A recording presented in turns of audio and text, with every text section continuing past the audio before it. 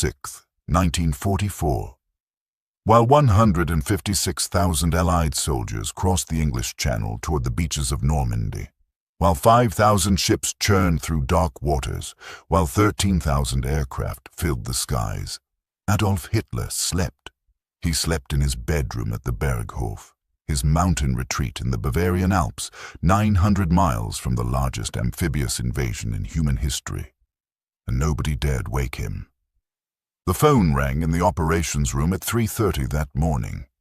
Major General Rudolf Hoffmann, the duty officer, took the call from Field Marshal Gerd von Rundstedt's headquarters in Paris. Airborne troops were landing in Normandy, thousands of them, parachutes filling the night sky, gliders crashing into fields. The invasion had begun. Hoffmann stared at the map. He knew what needed to happen. The panzer divisions, the armor, 24,000 tanks and assault guns positioned across France, the most powerful armored force ever assembled for coastal defense. But they were frozen. Hitler had personally taken control of their deployment months earlier. Nobody could move them without his direct order, and Hitler was asleep. Hoffmann called General Alfred Jodl, Chief of Operations Staff. Jodl lived just down the mountain from the Berghof. His voice came through the line thick with sleep.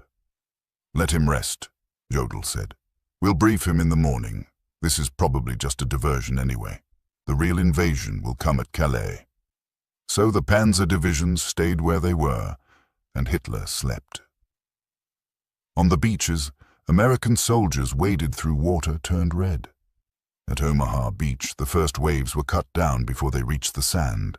Men drowned under the weight of their equipment. Body parts floated in the surf. Medics worked on soldiers whose intestines spilled onto the beach.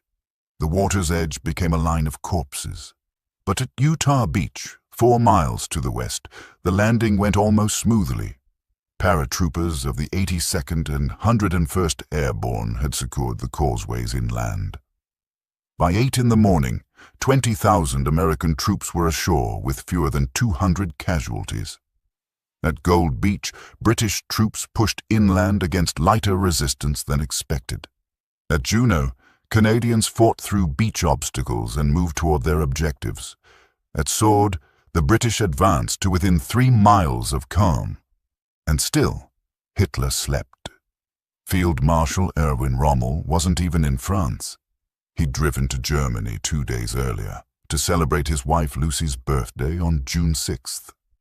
He'd planned to continue to Hitler's headquarters to plead once again for release of the panzer divisions to the coast. He believed the invasion would be decided on the beaches in the first 24 hours. After that, it would be too late. He was at home in Herrlingen when his chief of staff called at 10:15 that morning. "The invasion has begun," General Hans Speidel told him.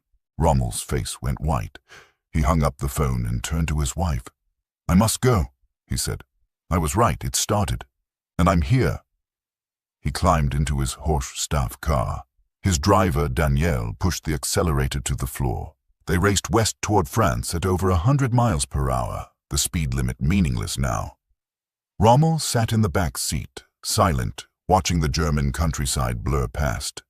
He knew what was happening. Every hour that passed without the panzers was an hour the Allies spent consolidating their beachheads, building their strength, bringing in more men, more tanks, more supplies. At the Berghof, Hitler's staff went about their morning routines. They had breakfast. They reviewed reports from other fronts. They did not wake the Führer. Martin Bormann, Hitler's secretary, emerged from his quarters at 9. He was told about the landings. He shrugged. "Let him sleep," he said. He was up late last night. Hitler had indeed been up late. He'd spent the evening in the great hall of the Berghof with a small group that included 2 of his secretaries, Traudl Junge and Gerda Christian. They'd talked until nearly 3 in the morning. Hitler had been in good spirits, reminiscing about the early days of the party, telling stories from the 1920s. He'd finally gone to bed around 3:30, just as the first reports of the invasion were coming in. Now it was noon. The invasion was 6 hours old. 50,000 Allied troops were ashore, and Hitler was just waking up.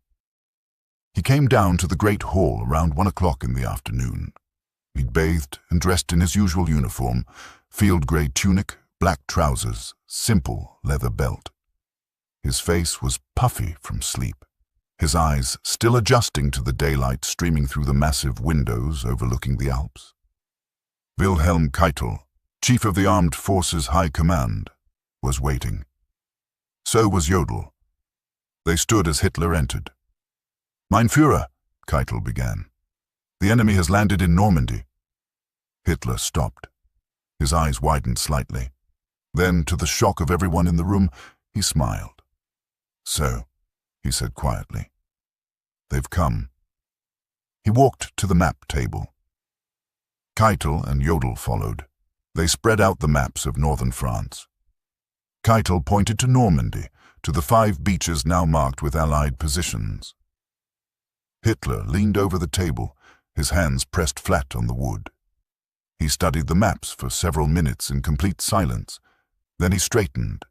His smile had grown wider. "The news couldn't be better," he said. His voice was almost cheerful. "As long as they were in Britain, we couldn't get at them. Now we have them where we can destroy them." Jodl cleared his throat. "Mein Führer, Rundstedt requests permission to move the 21st Panzer Division to the coast immediately, and the 12th SS Panzer Division.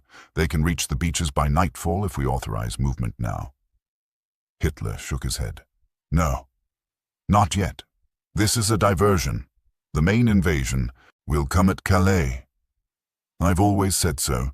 This is exactly what I predicted. They want us to commit our armor to Normandy, and then they'll launch the real invasion at Calais, where the channel is narrowest. We won't fall for it." "But mein Führer," Keitel said carefully, "the scale of the landing suggests—" "I know what it suggests," Hitler cut him off. "It suggests they want us to think this is the main invasion, but I know the British mind. I know how they think. Patton is still in England with the 1st Army Group. 40 divisions. That's where the real invasion will come from. This," he waved his hand dismissively at the map, "this is a feint. There was no 1st Army Group. It didn't exist. It was a phantom, a creation of Allied intelligence called Operation Fortitude. Fake radio traffic, dummy tanks and landing craft visible from German reconnaissance planes. All of it designed to convince Hitler that George Patton commanded a massive force in southeastern England, poised to strike at Calais. And it had worked perfectly." Jodl tried again. "The paratroop drops were extensive, thousands of men. That's not consistent with the diversion." Hitler's good mood was fading. His voice grew harder. "I've made my decision. The panzers stay in reserve until we know for certain where the main blow will fall. Is that clear?" "Jawohl, mein Führer," both men responded. Hitler turned away from the map. "When will Rommel arrive?" "He's driving from Germany now," Keitel said. "He should reach his headquarters by evening." "Good. Tell him to hold his positions. Tell him not to panic. We'll throw them back into the sea, but we'll do it properly, when we're ready, not in some hasty counterattack that plays into their hands." On the beaches, Allied engineers were clearing obstacles. Bulldozers carved roads through the sand dunes. Supply ships were already unloading. By nightfall, the Allies would have 130,000 men ashore, but they didn't have Caen. They didn't have Bayeux. They didn't have the ports they needed, and they were still vulnerable. The 21st Panzer Division had actually moved on its own initiative that afternoon. Its commander, General Edgar Feutinger, had decided he couldn't wait for orders from above. His tanks rolled toward the coast around 4 in the afternoon. They reached the gap between Juno and Sword beaches just before sunset. For one brief moment, they had a chance to split the British landing zones, to drive straight to the sea. But then the commander saw the sky. Hundreds of gliders, thousands of them, the evening supply run, bringing in reinforcements for the British airborne troops. The sky was black with them. Feutinger had never seen anything like it. The sheer scale of it. He realized in that moment what they were facing. His tanks pulled back. They dug in on the high ground south of the beaches. The opportunity passed. At the Berghof, Hitler ate dinner at his usual time, around 8 in the evening. He was in an excellent mood. He told his dinner companions that the invasion was proceeding exactly as he'd predicted. "They've walked into a trap," he said. "In a few days, we'll have destroyed their landing force completely. It will be years before they can try again, and by then, we'll have new weapons. The jet fighters, the new U-boats, the V-weapons. We'll bring Britain to her knees." Traudl Junge, one of his secretaries, watched him as he spoke. She'd worked for Hitler for 2 years. She'd learned to read his moods. Tonight she saw something that disturbed her. He wasn't just confident. He was happy, genuinely happy, as if the invasion was good news. Later she would write, "He seemed almost relieved that it had finally happened, as if he'd been waiting for it. He talked about how we would destroy them on the beaches, and then the war in the West would be over, and we could focus all our strength on the East." He was living in a fantasy. Rommel reached his headquarters at La Roche-Guyon, 30 miles northwest of Paris, at 9:30 that night. He'd been on the road for 11 hours. He was exhausted, furious, and terrified. His chief of staff, Speidel, briefed him immediately. The Allies had 5 beachheads. They were consolidating. They had air supremacy. The Luftwaffe had flown fewer than 300 sorties all day against thousands of Allied aircraft. And the panzers hadn't moved. Rommel grabbed the phone. He called Jodl at the Berghof. "I need the panzer divisions released immediately," he said, his voice tight with controlled rage. "Every hour we wait, they bring in more troops.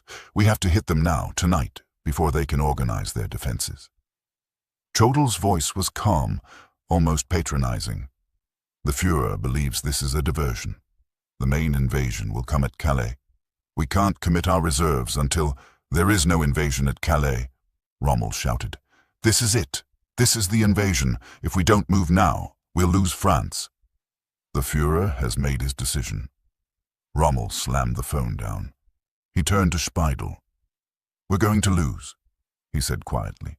"We're going to lose, and there's nothing I can do about it." June 7th. The second day. Hitler woke late again. He came down to the Great Hall around noon. The maps had been updated overnight. The Allied beachheads had expanded. They'd linked up in some places. More troops were pouring ashore. Hitler studied the maps. His face was thoughtful. "Still no movement at Calais?" he asked. "No, mein Führer," Jodl confirmed. "They're waiting," Hitler said. "Waiting for us to commit to Normandy. Then they'll strike. I want the 15th Army at Calais kept at full strength. No units are to be moved from there without my direct order." The 15th Army, 19 divisions, 200,000 men, sitting on the coast at Calais, waiting for an invasion that would never come. While in Normandy, the Allies were building the greatest military force ever assembled in Western Europe. That afternoon, Hitler finally authorized limited movement of some panzer divisions toward Normandy, but only some, and they couldn't move during daylight because of Allied air superiority. They had to travel at night, hiding in forests and villages during the day. What should have taken 6 hours took 2 days.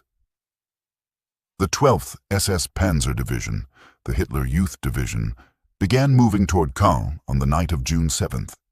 These were teenage boys, 17 and 18 years old, fanatical believers in National Socialism. They'd been trained to fight to the death. They would. But they didn't reach the front until June 9th. By then, the Allies had 300,000 men ashore. On June 8th, Hitler held a military conference at the Berghof. All the senior commanders were there, either in person or by telephone. Hitler stood at the map table, his hands clasped behind his back. He spoke for over an hour. "Gentlemen," he said, "the enemy has made a grave mistake. They've committed themselves to a landing in an area where we can destroy them. The terrain favors the defense.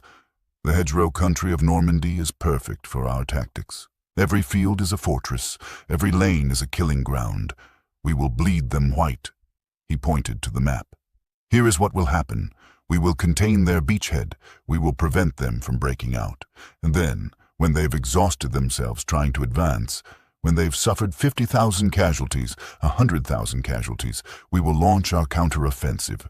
We will drive them back into the sea. And the war in the West will be over." Field Marshal Hugo Sperle, commander of Luftflotte 3, tried to interject.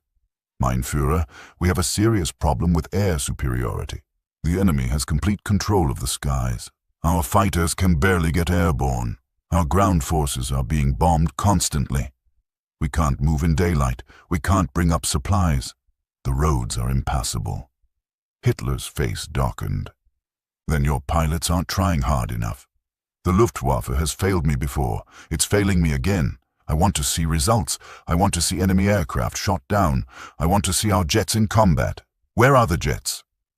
"The Me-262 is still in testing," Sperle said carefully. "It's not ready for combat operations." "Then make it ready." Hitler's voice rose. "I don't want excuses. I want results." The room fell silent. Everyone knew the truth. The Luftwaffe was finished. It had been bled dry over Germany, over the Mediterranean, over Russia. There were no reserves left. The pilots who remained were mostly inexperienced boys with 30 or 40 hours of flight time, thrown into combat against Allied pilots with hundreds of hours of experience. But nobody said this to Hitler. Rommel wasn't at the meeting. He was in Normandy, driving from unit to unit, trying to organize a coherent defense with forces that arrived piecemeal, that couldn't move during the day, that were constantly under air attack. He visited the 12th SS Panzer Division on June 9th. The young soldiers cheered when they saw him. They believed they would drive the Allies into the sea. Rommel looked at their faces and felt sick. That evening, he called Hitler directly. It was a breach of protocol. He should have gone through Jodl or Keitel. But Rommel didn't care anymore. "Mein Führer," he said when Hitler came on the line, "I must speak frankly. The situation in Normandy is critical. The enemy grows stronger every day. We grow weaker. We cannot win a battle of attrition against their air power and their material superiority. We must pull back to a more defensible line, conserve our strength and pull back." Hitler's voice was ice. "You want to give them more ground? You want to hand them France?" "I want to preserve the army," Rommel said. "If we fight where we are, we'll be destroyed. The Allies have unlimited resources. They can replace every loss. We cannot. Every tank we lose is irreplaceable. Every trained soldier is irreplaceable. We have to fight intelligently, not throw ourselves against their firepower." "Your job is not to think strategically," Hitler said. "Your job is to hold your positions and throw the enemy back. If you can't do that, I'll find someone who can."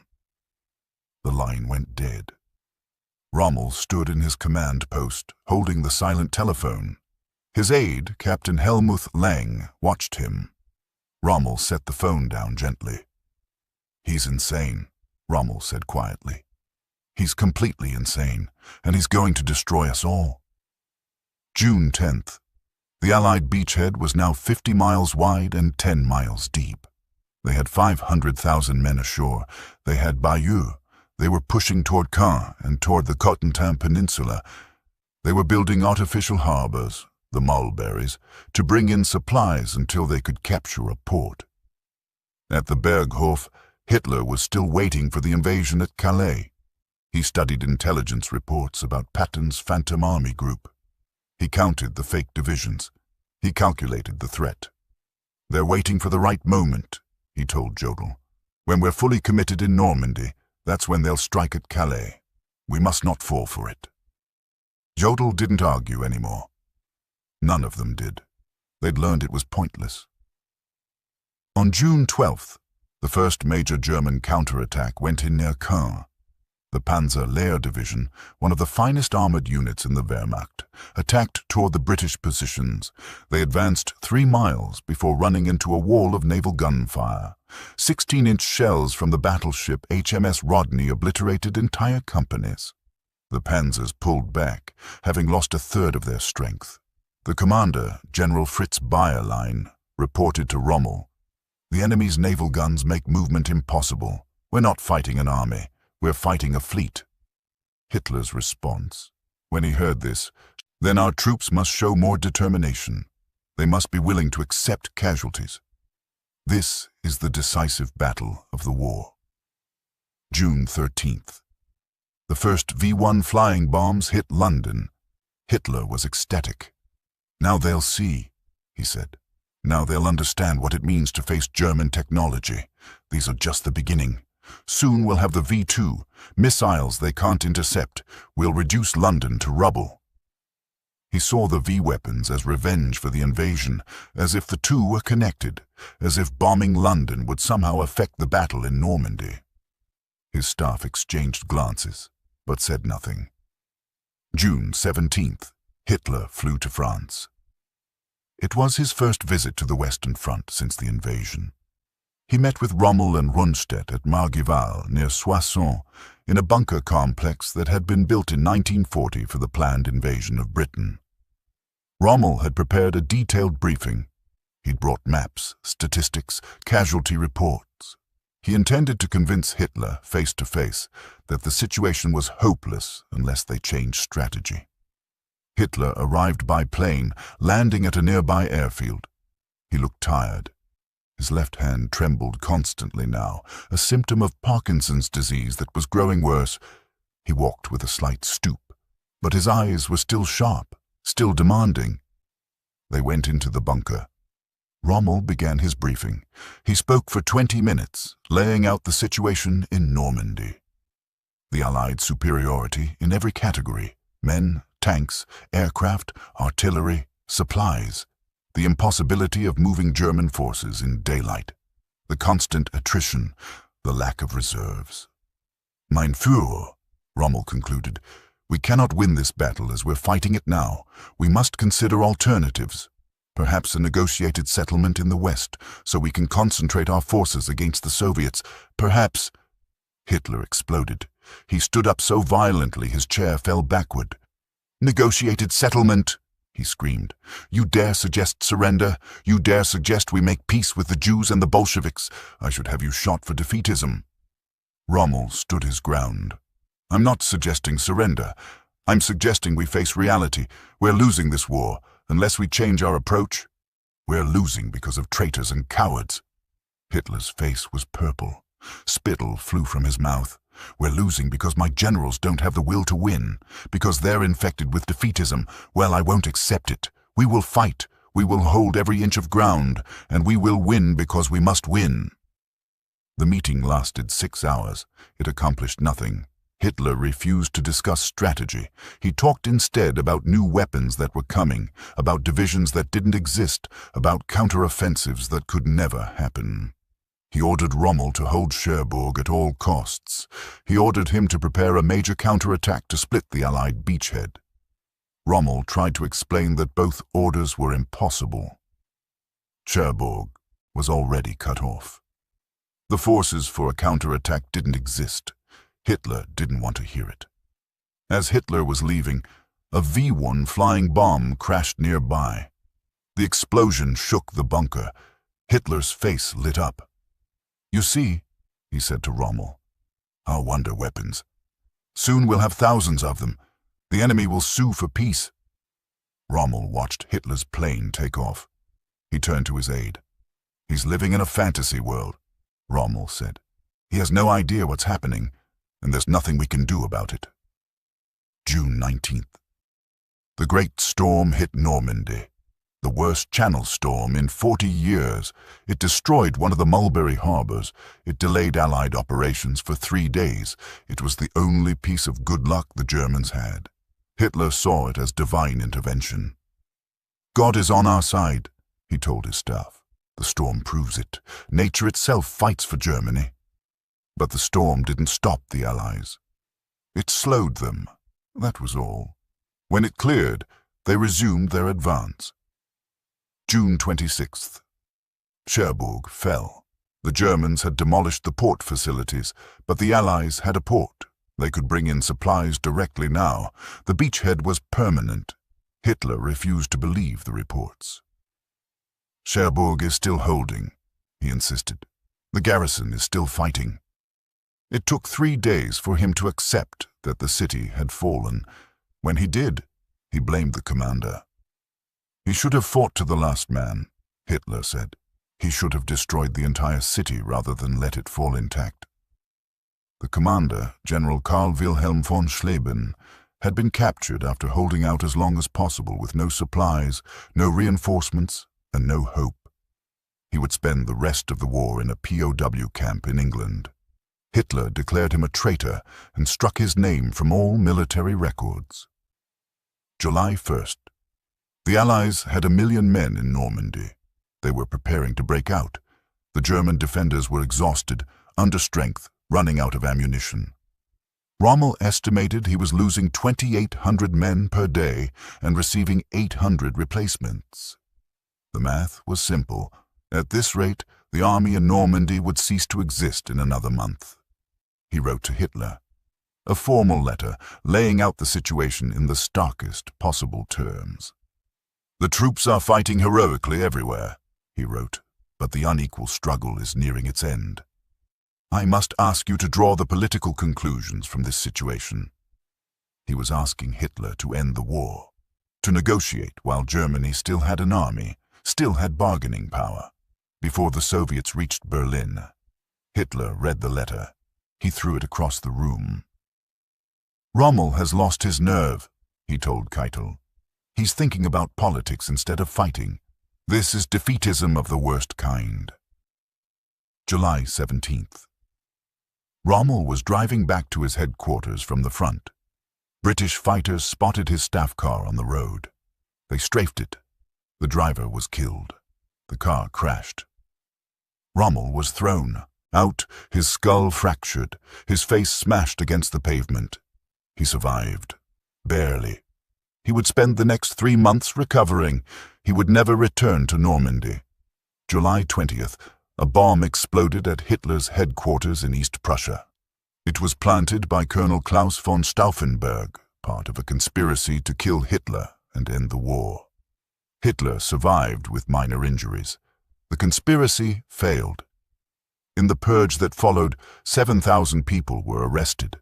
5,000 were executed. Among them was Erwin Rommel. The Gestapo found evidence linking him to the conspirators. They gave him a choice: public trial and execution, with his family disgraced, or suicide with full military honors and his family protected. On October 14th, Rommel took